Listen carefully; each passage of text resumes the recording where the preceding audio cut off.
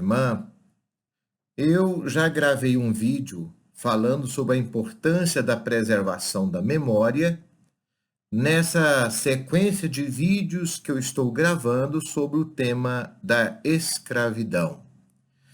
E então, naquele vídeo que gravei, eu disse da porta do nunca mais, uma porta existente na ilha de Gorée, no Senegal, através da qual os escravos passavam e nunca mais retornavam à África.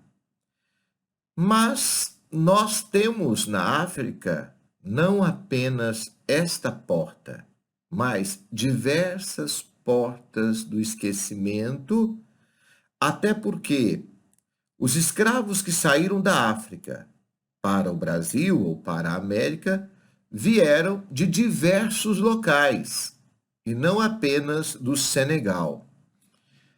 Essas portas ou esses monumentos, eles existem para lembrar os cerca de 12,5 milhões que foram escravizados num período de 3 séculos e meio, mais ou menos.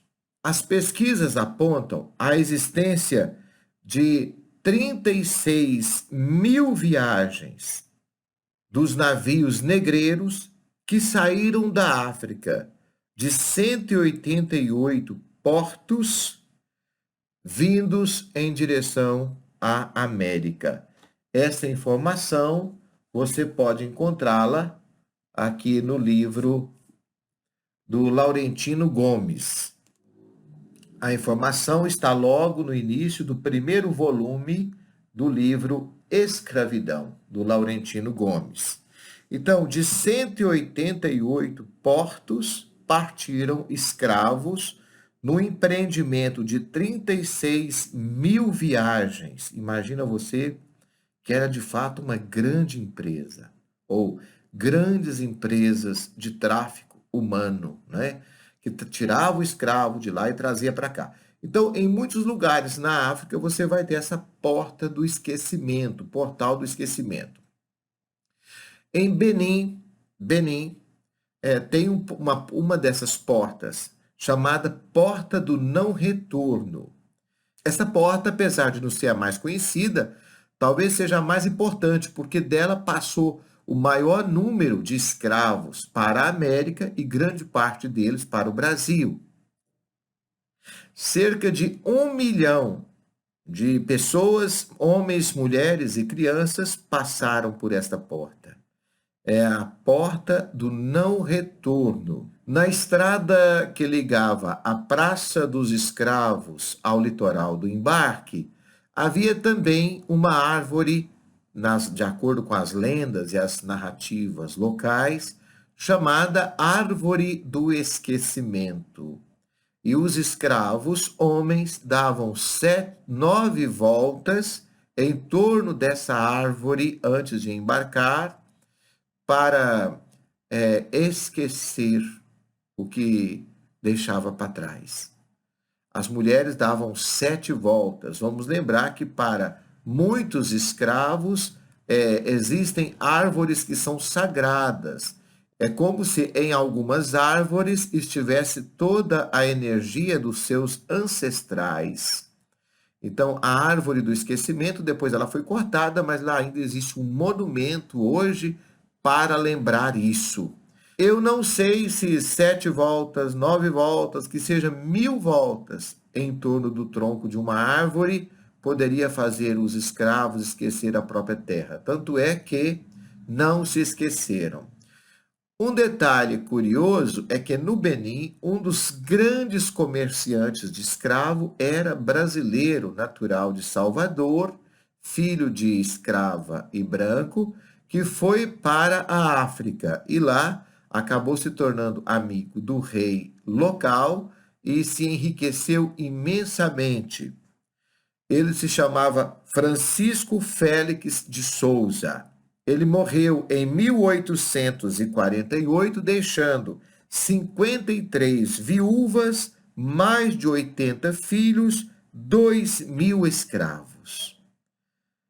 Como que isso pôde acontecer? Se alguém que era descendente, filho de escravo, vai para o Benin e de lá ele se torna um dos maiores comerciantes de escravos.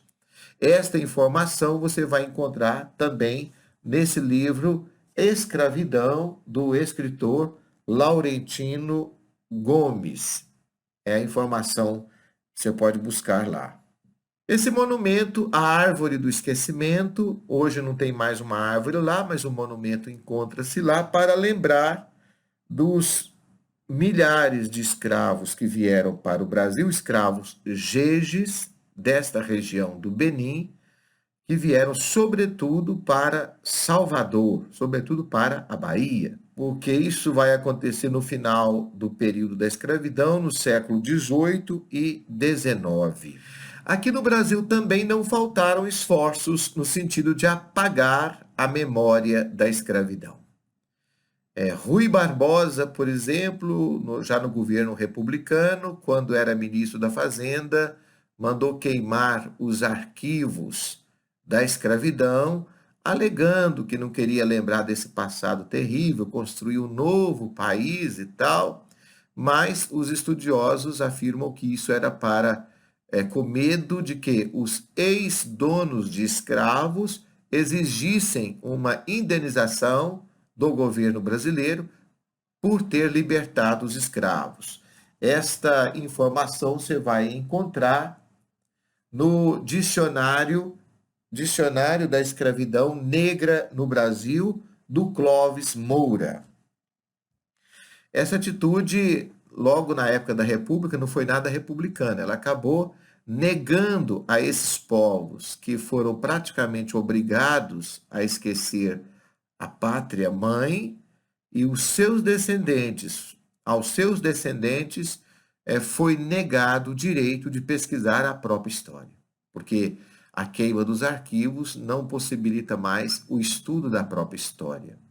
Apagar a memória de um povo, passar pela árvore do esquecimento, queimar os arquivos, isso infelizmente atrapalha a compreensão da história de um povo.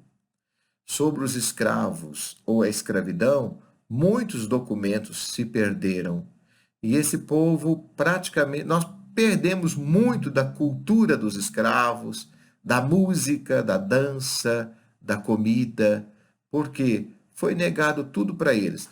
Uma das coisas que parecia quase que necessária para justificar a escravidão é que o escravo era como se fosse um tipo de gente só, um homem, uma pessoa inculta, que não tinha habilidade para nada, nivelou todo mundo, o que não é verdade, porque vieram para o Brasil os reis, rainhas, soldados, pessoas que entendiam de metalurgia, tinha até mesmo um escritor chamado Bacuacua.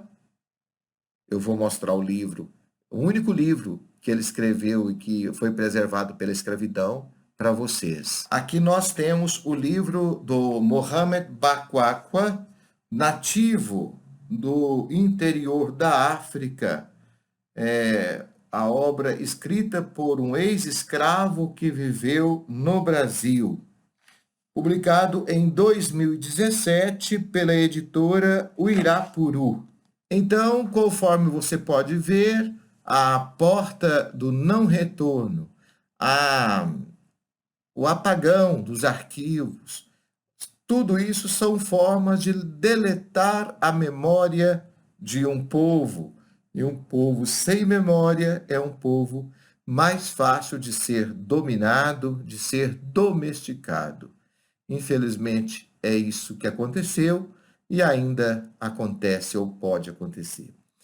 Fica esse vídeo aí para sua apreciação. Se você acha que ajudou, deixa o seu comentário, dê um joinha, dê um like, mande para um amigo. A ideia aqui é só bater um papinho com você, trocar de experiência.